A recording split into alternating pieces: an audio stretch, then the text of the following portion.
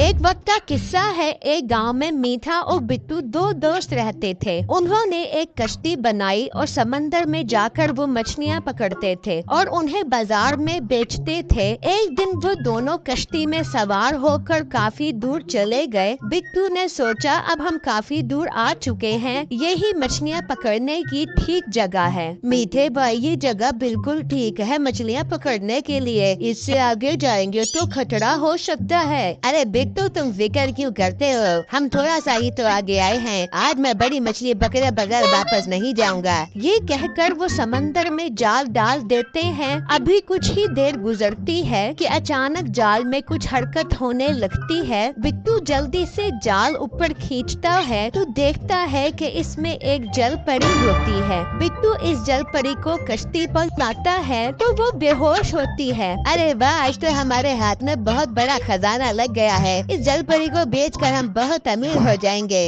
मीठे भाई, आप कैसी बातें कर रहे हो, हम इसे कैसे बेच सकते हैं, अगर इसे समंदर में वापस न डाला तो ये मर जाएगी। जल परी ये सब बातें सुन रही होती है और उठकर जल्दी से बोलती है, नहीं नहीं, मुझे मत बेचना, मुझे बेचकर आप लोगों को कोई फायदा नहीं होगा, बताओ के लिए मुझे चाह दे दो। वाह वाह, ये जल परी तो बोलती भी है, ये जल परी तो मार्केट में बहुत अच्छे दामों में बिकेगी। मीठे भाई, आप क्या कह रहे हो, हमें इसे आजाद कर देना चाहिए। बिट्टू मीठे को बहुत समझाता है लेकिन मीठे के दिल में बहुत लालच आ जाती है। नहीं, मैं जल परी को नहीं जाने दूंगा, इसे तो मैं बेचकर बहुत अमीर होना चाहता हूँ। मुझे चाह दे तो मैं तुम्हें एक बहुत खूबसूरत मोती देती हूँ, उसे बेचकर तुम्हारे पास बहुत पैसा आ जाएगा। बिट्टू को ये सब सुनकर उस पर बहुत तरस आ जाता है और वो जल परी को आजाद कर देता है। तो जल परी बिट्टू को एक मोती देती है और बिट्टू का शुक्रिया अदा करके वापस समंदर में चली जाती है। मीठे को बिट्टू पर बहुत गुस्सा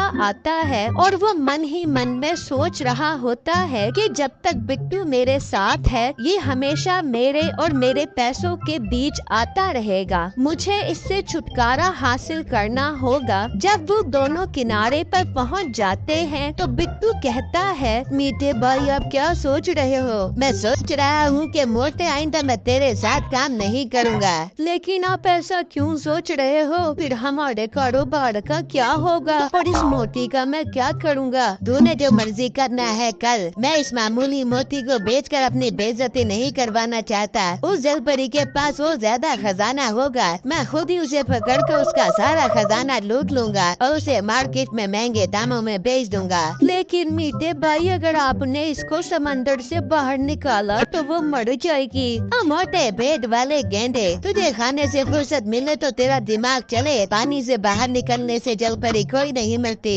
ये कहकर मीठा वहाँ से चला जाता है और घर आकर अपनी बीवी नसीबों को सारी बातें बताता है। ये सब सुनकर नसीबों के मुंह में पानी आ जाता है। तो मीठे, तू कब जाएगा उस जल परी को पकड़ने, मैं भी जरा देखूं जल परी कैसी होती है। अब बेगम, उसे देखना नहीं, उसे महंगे दामों में बेचना है। जब कुछ दिन गुजर जाते हैं तो मीठा फिर से कश्ती में बैठकर समंदर पर जाने लगता है। तो बिट्टू वहाँ पर आ जाता है। मीठे भाई, आप कहाँ जा रहे हो कश्ती लेकर? मोटे, कश्ती लेकर मछलियाँ पकड़ने जा रहा हूँ और अपनी बुप्पी का निकाह पढ़वाने जा रहा हूँ। पर मीठे भाई, आपकी मेहरबानी होगी, आप उस जल परी को कोई नुकसान मत पहुँचाना। नहीं पहुँचाता कोई नुकसान, अब मेरा दिमाग न खराब कर। फिर मीठा कश्ती लेकर आगे जाने लगता है और बिट्टू भी वहाँ से चला जाता है और घर आ जाता है। क्या हुआ बिट्टू, आज आप घर जल्दी क्यों आ गए, कोई मछली हाथ नहीं लगी? बेगम, आज मछली का शिकार करने का दिल नहीं कर रहा। बिट्टू, आप मुझे कुछ परेशान लग रहे हो, सब ठीक तो है ना? बेगम, मुझे आज मीठे भाई के इरादे कुछ ठीक नहीं लग रहे थे,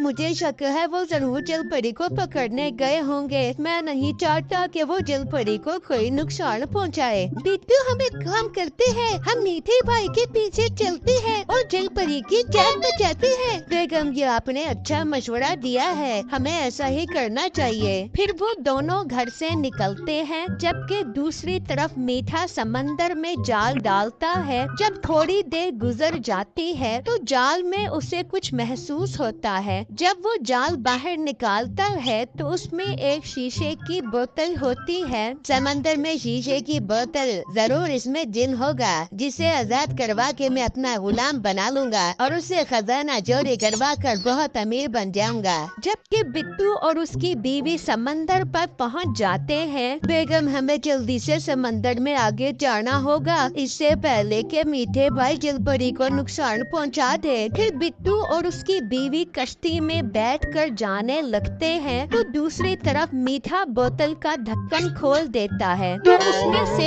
एक चुड़ैल निकलती है। बिट्टू और उसकी बीवी समंदर में काफी आगे आ जाते हैं तो उनकी नजर मीठे और चुड़ैल पर पड़ती है। हाय बिट्टू, ये जलपरी तो बहुत खौफनाक है। बेगम, ये जलपरी नहीं, मुझे तो ये चुड़ैल लग रही है। हमें इनके करीब नहीं जाना चाहिए, यहीं रुककर देखना चाहिए। इंसान, तूने मुझे क्यों जगाया? मैं सो रही थी। मैंने चुड़ैल बाजी आपको इस बोतल से आजाद करवाया है, अब मुझे इसके बदले बहुत सारा खजाना दो।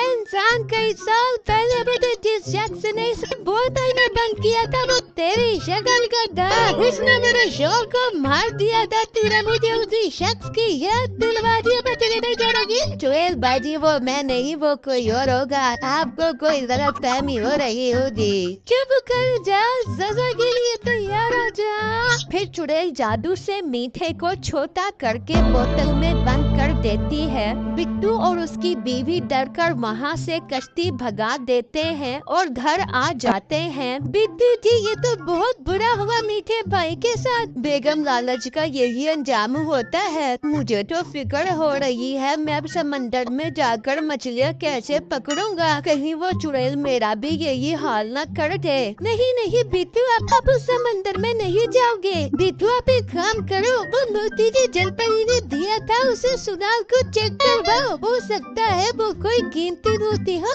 हाँ बेगम, मैं जाता हूँ सुनार के पास। फिर बिट्टू वो मोती लेकर सुनार के पास जाता है और उसे बेचने के लिए मोती देता है। लड़के, ये मोती तो बहुत कीमती है, मैं तुम्हें इसके 5 लाख रुपए दूंगा। भाई, आप मजाक तो नहीं कर रहे? लड़के, मैं क्यों मजाक करूंगा, मैं वाकई तुम्हें इसके 5 लाख रुपए दे सकता हूँ। ठीक है भाई, मुझे 5 लाख रुपए दे दो। फिर वो बिट्टू को 5 लाख रुपए देता है। बिट्टू उन पैसों से मिठाई की दुकान खोल लेता है। और भाई साहब, लगता है आपने बड़ी दुकान खोली है, मिठाइयाँ तो आपके बहुत अच्छी लग रही है। जी भाई, मैंने अभी नई दुकान खोली है, मेरी मिठाइयाँ बहुत अच्छी है और खालिश दूध और घी की बनी हुई है। भाई साहब, मुझे 5 किलो मिठाइयाँ पैक कर दो, हमारे घर शादी है। अगर आपकी मिठाइयाँ अच्छी लगी तो मैं रोज आपसे मिठाइयाँ दिया करूँगा। जी भाई, आप मेरे से मिठाइयाँ ले जाओ, आपको मिठाइयाँ बहुत अच्छी लगेंगी। और उसका काम बहुत अच्छा चलने लगता है।